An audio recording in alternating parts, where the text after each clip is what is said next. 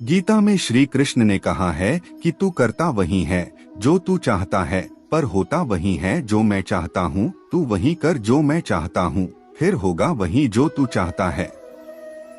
ने बहुत बड़ी बात कही है कि यदि आप धर्म करोगे तो आपको ईश्वर से मांगना पड़ेगा, लेकिन यदि आप कर्म करोगे तो ईश्वर को आपको देना पड़ेगा। भरोसा यदि कृष्ण पर हो तो वो सिर्फ कृपा ही नहीं करते बल्कि सारथी भी बन जाते हैं। जो लोग तुम्हारी बुराई करते हैं करेंगे, चाहे तुम अच्छा करो या बुरा, इसलिए शांत रहकर अपना कर्म करते रहो। निंदा से मत घबराओ, निदा उसी की होती है जो जिंदा है। मरने के बाद तो सिर्फ तारीफ होती है। सत्य की भूख सभी को है, लेकिन जब परोसा जाता है तो बहुत कम लोगों को इसका स्वाद पसंद आता है। याद रखना, अगर बुरे लोग सिर्फ समझाने से समझ जाते तो बांसुरी बजाने वाला कभी महाभारत होने नहीं दे। शांत दिमाग जीवन में किसी भी चुनौती के लिए अंतिम हथियार है। जो कोई भी जिस किसी भी देवता की पूजा विश्वास के साथ करने की इच्छा रखता है, मैं उसका विश्वास उसी देवता में दृढ़ कर देता। दुनिया के सारे खेल खेल लेना पर भूलकर किसी की भावनाओं के साथ मत खेलना, क्योंकि ये वो गुनाह है जो मैं कभी माफ नहीं करूंगा। धैर्य रखो, क्योंकि हर नया परिवर्तन आसान होने से पहले मुश्किल हुआ करता है। श्रीमद् भगवद्गीता।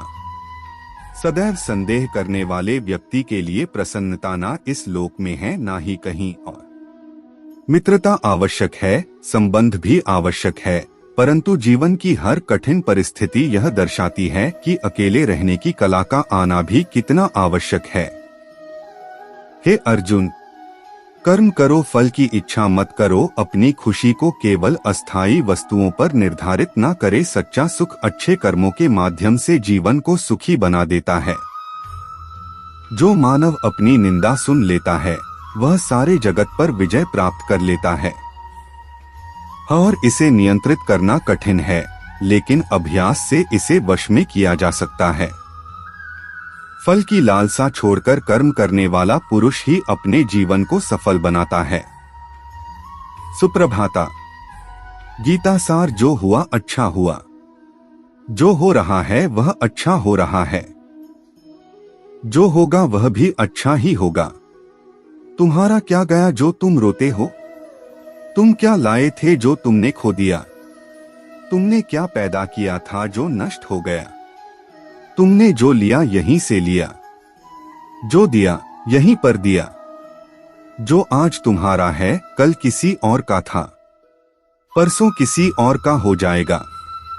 परिवर्तन संसार का नियम है।